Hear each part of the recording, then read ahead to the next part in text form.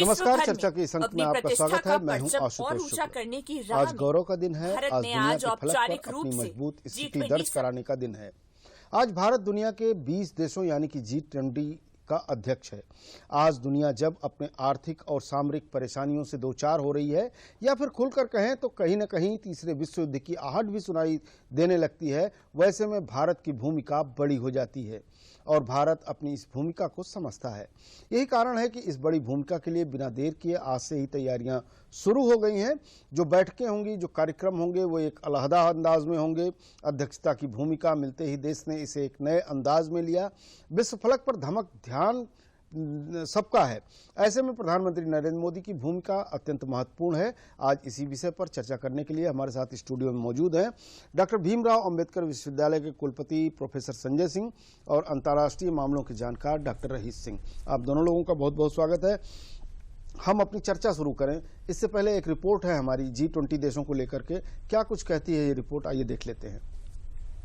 विश्व भर में अपनी प्रतिष्ठा का परचम और ऊंचा करने की राह में भारत ने आज औपचारिक रूप से G20 समूह की अध्यक्षता ग्रहण की। देश में अगले साल 9 और 10 सितंबर को G20 सम्मेलन का आयोजन किया जाएगा। ये अध्यक्षता इसलिए भी महत्वपूर्ण है क्योंकि अब तक दुनिया के बड़े देशों ने ही इस जिम्मेदारी को संभाला था। इस संबंध में 32 विभिन्न क्षेत्रों से जुड़े विषयों पर देश के अलग अलग भागों में लगभग 200 से अधिक बैठकें आयोजित होंगे। विदेश मंत्री ने कहा कि G20 दुनिया की वित्तीय, आर्थिक और विकास चुनौतियों को संबोधित करने के लिए समर्पित प्रमुख समूह है। India's example is of increasing relevance to the rest of the world. Whether it is our last mile delivery done using digital platforms, a way of responding to the COVID and other public health challenges, or indeed the transformation in green and clean energy that we have seen in the last few years. There are very good reasons why today the world is taking a much deeper interest in us. The G20 presidency offers an opportunity to share our story with others. And it is also a time when we must become the voice of the global South that is otherwise underrepresented in such forums. Countries of Asia, Africa and Latin America trust India to speak up for them.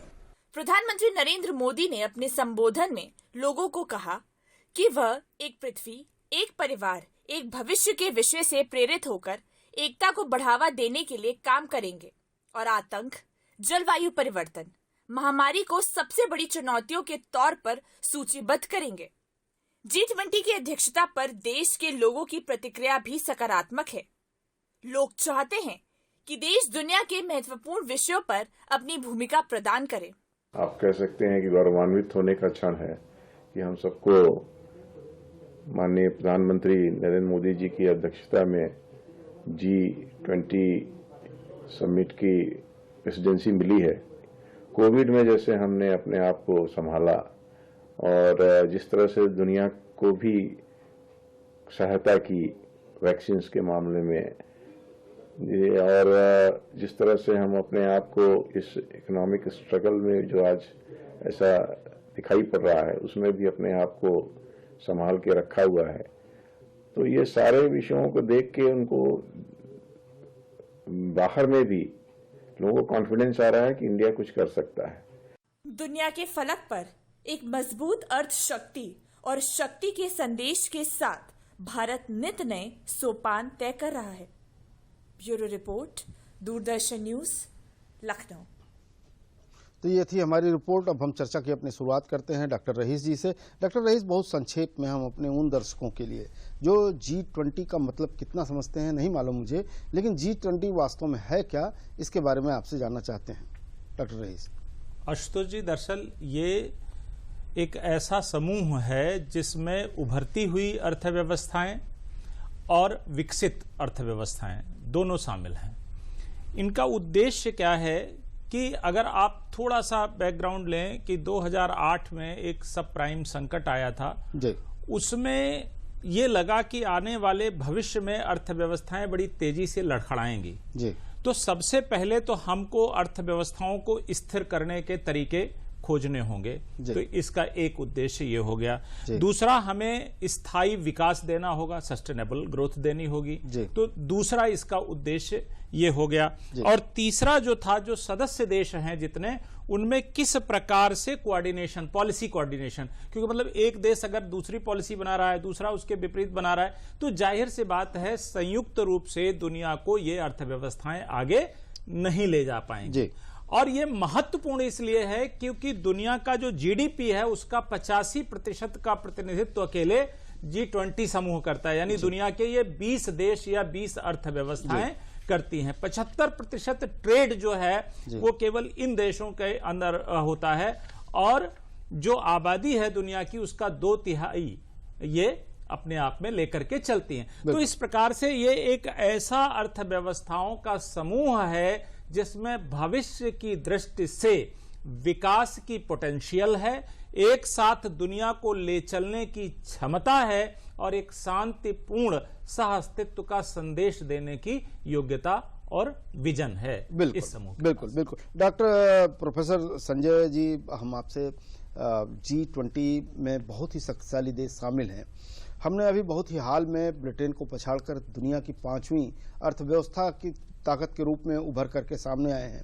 ऐसे में जब G20 की अध्यक्षता हमें मिलती है और उसके प्रयोजन के लिए हमारे प्रधानमंत्री, हमारी भारत की सरकार तमाम सारे ऐसे कार्यक्रम लेकर के सामने आती है कि जिससे कि दुनिया के फलक पर, दुनिया के दृष्टिकोण से भारत की जो मजबूत स्थिति है उसको दिखाया जा सके। तो ऐसे में आप किस तरह से देखते हैं कि ये अध्यक्षता का मिलना और इसके संयोजन को लेकर के किस रूप में लेते हैं? आशुतोष जी, आपने बहुत सही बात कही, और हम सब के लिए गौरव का विषय है कि आज हम सबको G20 की अध्यक्षता करने का अवसर मिल रहा है।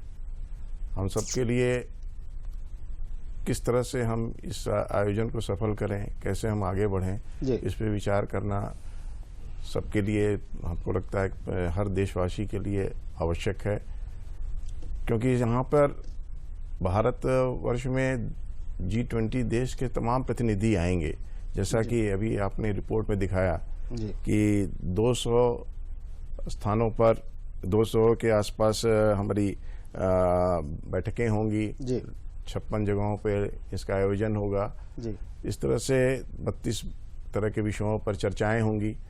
तो मुझे लगता है कि देश के हर कोने कोने में ऐसी बैठकों का आयोजन करने की प्रस्तावना है, और देश जो हमारा विविधताओं से भरा है और संस्कृति हमारी जिस तरह की है, सनातन संस्कृति, उसको देखने और पहचानने का अवसर बाहर से आने वाले प्रतिनिधियों को मिलेगा। और अपने देश का जो एक्चुअल विचार है, जिसको कि हम वसुधैव कुटुंबकम के अवधारणा के साथ लेके चलते हैं। कार्यक्रम की थीम ही यही है, वसुधैव कुटुंबकम। जी। उसी अवधारणा पे हमारा सनातन संस्कृति हमारी है। मंगल, सर्वमंगल की जो हमारी मंगल कामना है, व्यष्टि से समष्टि की दृष्टि जो है, साकार से निराकार की जो आध्यात्मिक यात्रा है, यही हमारी संस्कृति के आधार हैं। और इसी संस्कृति के आधार पे ही अगर सारा जो समिट हो रहा है, इसके मूल में मुझे लगता है कि यही है। बिल्कुल डॉक्टर संजय जी, आप सही कह रहे हैं कि हमारी जो बहुभाषाई, बहुक्षेत्रीय, बहुत सारे रीति रिवाज, अक्सर दुनिया को ये लगता है कि है तो ये एक देश, लेकिन इस देश में कितनी विभिन्नताएं हैं। लेकिन उन विभिन्नताओं को अपने में समेट करके हम एक राष्ट्र के रूप में हैं। हम कश्मीर से अरुणाचल तक हैं, हमारी विविध प्रकार की भाषाएं हैं, विविध प्रकार की बोलियां हैं, विविध प्रकार के खान पान, रीत रिवाज, जाति, धर्म, बहुत कुछ है। लेकिन हम एक राष्ट्र के रूप में एक सबलता के साथ दुनिया के सामने खड़े हैं। बड़ी भूमिका न लेते हुए रहीश जी, आज जो वर्तमान समय है, मैंने अपनी प्रस्तावना में भी इस बात का जिक्र किया था कि दुनिया एक ऐसे मुहाने पर खड़ी है कि जहां पर शांति की समस्त आवश्यकता है, और वहां पर लोग लड़ने को आतुर भी दिखाई देते हैं। बिल्कुल, कहें तो कहीं न कहीं तीसरे विश्व युद्ध की आहट भी कभी कभी सुनाई देने लगती है, परमाणु युद्ध जैसी बातें होने लगती हैं। लेकिन सवाल इस बात का है कि जब हमारे प्रधानमंत्री और भारत जो शांति का अग्रदूत रहा है, और जब इसकी मेजबानी कर रहा है, तो कम से कम G20 जो आपने व्याख्या दी कि अर्थव्यवस्था को सस्टेनेबल करने के लिए, अर्थव्यवस्था को बनाए रखने के लिए, कोई भी अर्थव्यवस्था तभी ग्रोथ कर सकती है जब शांति हो। बिल्कुल। तो शांति और अर्थव्यवस्था के बीच में मार्ग ढूंढने का ये कठिन अवसर देश के सामने है।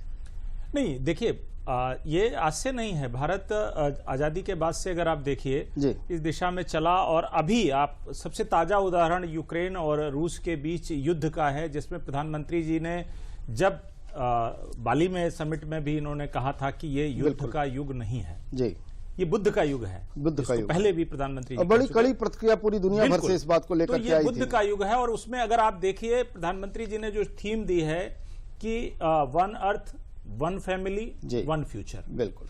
यानी हमारी जो अर्थ है, जो पृथ्वी है, हमें उसको संरक्षित करना है, और जो एक वसुधैव कुटुंबकम यानी एक वैश्विक जो परिवार है उसमें सद्भाव उत्पन्न करना है, और जो फ्यूचर है हमारा कॉमन, उसके प्रति लोगों में एक आशा पैदा करनी है, एक उम्मीद पैदा करनी है।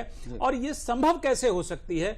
जब हम युद्धों को खत्म करें, युद्ध के युग से हम निकल करके शांति के युग का मार्ग प्रशस्त करें।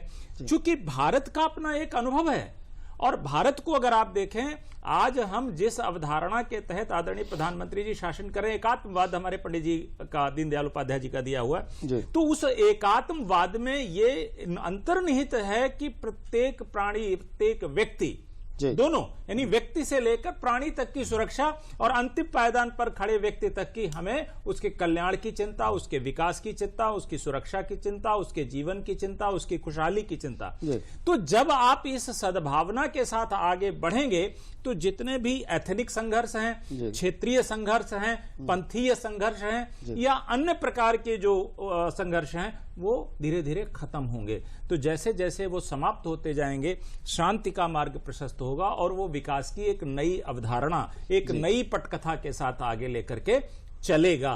तो मैं समझता हूं कि भारत का एक, अगर हम सनातन से लेकर अब तक देखें, हम शांति के माध्यम से दुनिया के अंदर अपने ज्ञान की, अपनी अर्थव्यवस्था की, अपने जो हमारा शासन का मॉडल है, उसको लेकर चलते रहे हैं, और उसको आज भी देश आगे बढ़ा रहा है आदरणीय प्रधानमंत्री जी के नेतृत्व में। मैं समझता हूं कि भारत एक नया संदेश देने में, एक नया इतिहास लिखने में, और G20 के माध्यम से विश्व शांति और विश्व के विकास की परिकल्पना को साकार करने में सफल होगा। बिल्कुल बिल्कुल डॉक्टर रईस, आप जो कह रहे हैं, कहीं न कहीं परमाणु बम से भी घातक हथियार हमारे पास था अहिंसा का। बिल्कुल, हमने उसको अपनाया, दुनिया को संदेश दिया, हमने शांति का संदेश दिया।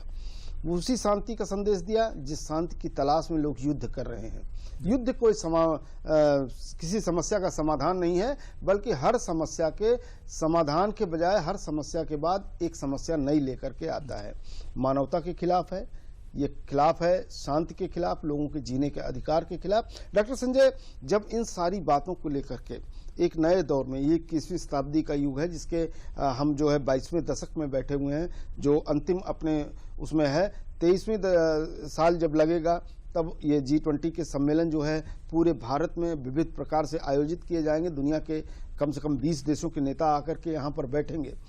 निश्चित रूप से चिंतन होगा, मनन होगा, अर्थव्यवस्था पर भी होगा, और साथ पे शांति के जो है वो पथ कौन हो सकते हैं, सहयोग के वो पथ कौन हो सकते हैं, मानवता के वो पथ कौन हो सकते हैं जिन पर हम चल सकते हैं। क्या कुछ आपको दिखाई देता है? आपने बहुत अच्छी बात सहयोग का शब्द यूज किया जी, और बिना सहयोग के तो हम आगे बढ़ ही नहीं सकते। आज जो कॉम्पिटिटिव जो वर्ल्ड है, जिसको कंपटीशन की दृष्टि से देखा जाता है जी, अगर वहाँ इसको कोऑपरेशन अगर हो जाए, तो मुझे लगता है कि आपस के जितने द्वंद्व हैं समाप्त हो जाएंगे। मतलब competition with cooperation, competition with cooperation भी हो सकता है। कॉम्पिटिटिव वर्ल्ड में एक दूसरे को पछाड़ने का लगा रहता है। नहीं, वो पछाड़ने में सकारात्मक होना चाहिए ना, कि हम आपसे अच्छा करके दिखाते हैं। बिल्कुल, हाँ, ये अगर भाव हो तो मुझे लगता है कि सारी समस्या का समाधान हो जाए जी। और जब हम विभिन्न देशों को देखते हैं, तो लगता है कि बहुत से हमारे जो प्राकृतिक संसाधन हैं, उन पे वो कुछ लोगों के बीच में ही समेट के रह जाता है, समेट के रह जाता है। बिल्कुल। और हमको ये सारा विषय ऐसा होना चाहिए, जो हमारे यहाँ खुद भी कहा गया है, अपने जो हमारा सनातन विचार है उसमें कहा गया है कि ईशावास्यमिदं सर्वम यत् किंच जगत्याम जगत तेन भुंजता माँ गिधा कशुद्धनम। बिल्कुल। तो जो हमको ऐसा विचार करके चलना चाहिए, हम प्रकृति से उतना ही लें जितनी आवश्यकता हो, प्रकृति का दोहन न हो। इस तरह के विचारों को लेके जब हम बढ़ेंगे तो मुझे लगता है जो समस्याएं हैं वो सारी समस्याओं का समाधान अपने आप हो जाएगा। और मुझे लगता है कि G20 के जब ऐसे सारे हमारे नेता लोग बैठेंगे, जो लीडर्स बैठेंगे, तो इस विषय को ही लेके चिंतन होना चाहिए कि प्रकृति को कैसे संरक्षित की जाए, प्रकृति में जो कार्बन इमिशन है उसको कैसे मतलब मिनिमाइज किया जाए।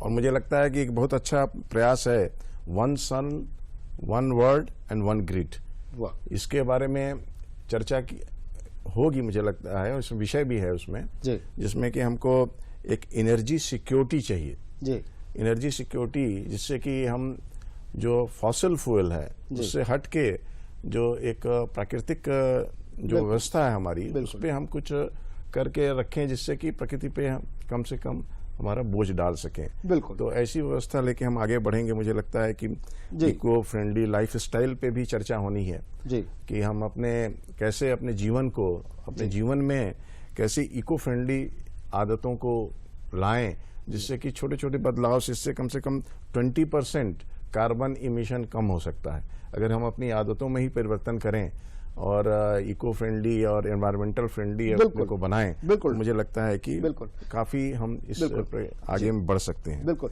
डॉक्टर रईस, बड़ा विचित्र सा जो है ये संयोग बना है, डाइवर्सिटी और यूनिटी की बात होती है तो हम समझते हैं कि भारत से बड़ा उसका उदाहरण नहीं है जी। और अगर दुनिया के स्तर पर ले जाएं तो पूरी दुनिया में डाइवर्सिटी है लेकिन यूनिटी नहीं है जी। केवल एक मार्ग है, एक देश है, एक जगह है जहां दिखाई देता है कि यार डाइवर्सिटी तो है लेकिन यूनिटी भी है।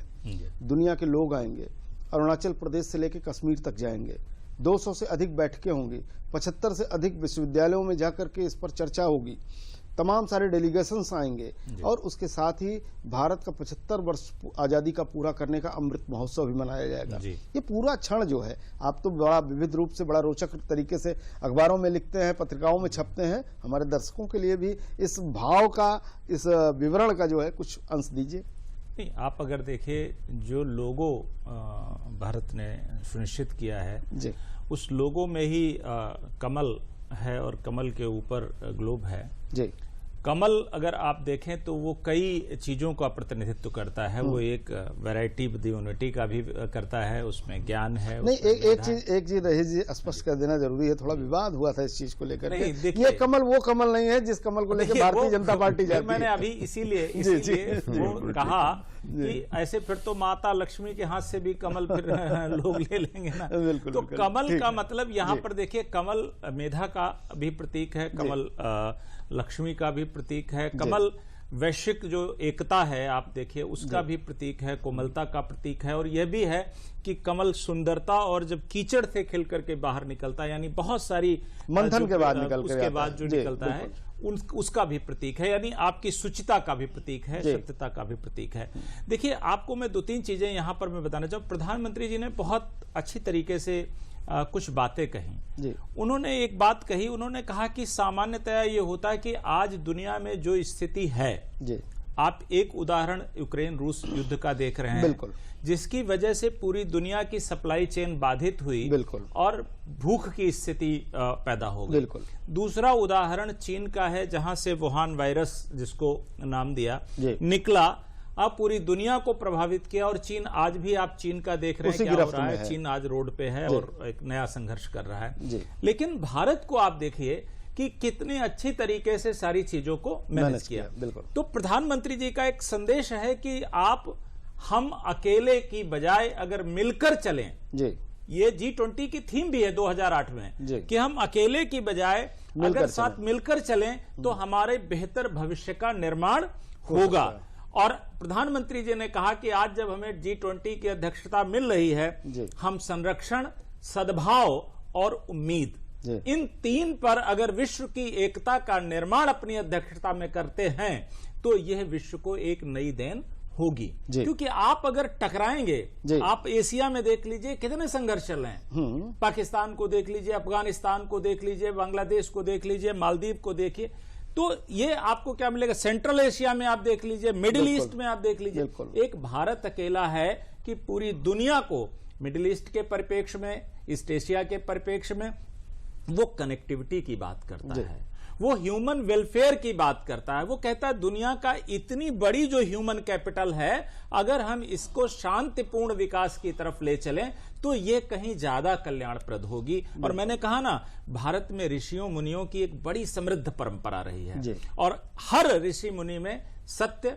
ज्ञान, अहिंसा, अचौर्य, ये अस्तेय अगर आप देखें तो ये हमारे संस्कारों में हमको मिले हैं। इसलिए हम ये कह सकते हैं कि भारत अपनी डाइवर्सिटी के साथ एकता की एक नई मिसाल, एक नए उदाहरण के साथ हमेशा परिवर्तन के साथ बढ़ता रहा है। रही बात डॉक्टर साहब कह रहे थे कंपटीशन की, हमने पूरी दुनिया में हमारी मेधा जो है एक झंडा गाड़े हुए है। एक दिन वो था कि अमेरिका का प्रेसिडेंट कहता था भारतीयों से डरो। हम कंपटीशन भी करेंगे लेकिन हम अंतिम पायदान पर खड़े हुए व्यक्ति के कल्याण का विचार लेकर के आगे भी चलेंगे। तो जब ये एक साथ संभव होंगी तब ये होगा कि ये भारत की अध्यक्षता में संभव हुआ है। और भारत चूंकि ऐसी क्षमता रखता है, इसलिए मुझे लगता है कि भारत करने में सफल होगा, दुनिया को एक संदेश देने में सफल होगा। बिल्कुल। डॉक्टर संजय, आप वाइस चांसलर हैं, एक कुलपति हैं विश्वविद्यालय के, सारी मेधा, प्रतिभा, युवा शक्ति, जो कुछ भी कहें कि आप समेट करके चलते हैं, उसे एक रास्ता देते हैं, एक मार्ग बताते हैं कि आगे कहां तक जाना है। बिगड़ी हुई इस दुनिया में, बिगड़े हुए इस बोल में, बिगड़े हुई इस चाल में, जहां पर हथियार बेचना ही एक मुख्य मंतव्य रह गया है, मरेगा कौन, लड़ेगा कौन, इससे कोई मतलब नहीं है। ऐसी स्थिति में ये दौर जो होगा, ये 23वां साल जो 21वीं शताब्दी का होगा, भारत इसमें कितनी बड़ी भूमिका निभा पाएगा, क्या कुछ कर पाएगा, खासतौर पर दृष्टिकोण में रखते हुए प्रधानमंत्री के उन सारे तमाम मंतव्यों को, जिसको लेकर के उन्होंने इतनी महती जिम्मेदारी स्वीकार की है और देश को जो है आगे लाने का प्रयत्न किया है। डॉक्टर संजय। आशुतोष जी, बड़ा अच्छा आपने बात रखी। अभी आप देखेंगे तो हमारे देश की मैक्सिमम पॉपुलेशन युवा की है। जी बिल्कुल, लगभग 55%। हाँ, लगभग 55% युवा पॉपुलेशन है। अब इन युवाओं को हम सबको, हमारा एक 75 वर्ष हमने पूर्ण कर लिए, आगे के अमृतकाल के बारे में चर्चा करनी है जी। तो उस पे हम युवाओं को कोई दिशा दें जिससे कि हमारा जो देश है, जब हम अपनी शताब्दी, स्वतंत्रता की शताब्दी वर्ष मनाएंगे, तब हम एक दूसरे पायदान पे हों, एक ऐसे पायदान पे हों जहां विश्व हमको देखे और हमसे कुछ प्राप्त करने, सीखने की उनकी एक ललक बनी रहे। ऐसा मुझे लगता है कि ऐसा हम सबको करना चाहिए। और युवाओं को, मुझे आज कार्यक्रम था उसमें 75 यूनिवर्सिटीज भी जुड़ी हुई थी, बहुत से युवा जुड़े हुए थे और उनके मन में, हमारे भी यूनिवर्सिटी के विद्यार्थी जुड़े हुए थे, उनके मन में एक बहुत ही उत्साह है इस G20 समिट को लेके। बहुत से प्रश्न भी हैं बिल्कुल, और मन में बहुत सी उत्सुकताएं भी हैं जी बिल्कुल। और इन सभी को हम सबको लेते हुए आगे बढ़ना है, उनको दिशा देना और उनको इस समिट में एक भागीदारी उनको भी देना चाहिए और सुनिश्चित करनी है उनकी भागीदारी भी। उनकी भागीदारी भी कार्यक्रम का समय हमारे जो है इतना ही था, कार्यक्रम समाप्त हो रहा है। लेकिन हम एक चीज अपने दर्शकों को जरूर बताना चाहेंगे कि हम वो नहीं हैं जो किसी नदी की धार में बहें, हम वो नहीं हैं जो किसी युद्ध में रत हो जाएं, हम वो नहीं हैं जो शांति के संदेश से पीछे हट जाएं, हम वो नहीं हैं जो व्यवस्था के बजाय समस्या दें, हम समाधान देते हैं। इसीलिए हम भारत हैं, हम अपनी विविधताओं में भी एक हैं और उन विविधताओं को दुनिया को समझाने के लिए, चाहे स्वामी विवेकानंद रहे हों, चाहे महात्मा गांधी रहे हों, या फिर आज का जो दौर है, हम फिर एक बार सफल होंगे, लेकर के दुनिया के नक्शे पर, दुनिया के फलक पर उस भारत को आएंगे जो भारत विश्वगुरु जाना जाता था। आप सारे लोग स्टूडियो में आए, हमारे साथ बातचीत की, इसके लिए बहुत बहुत धन्यवाद। कल किसी और विषय पर फिर आपसे मुलाकात होगी, तब तक के लिए नमस्कार।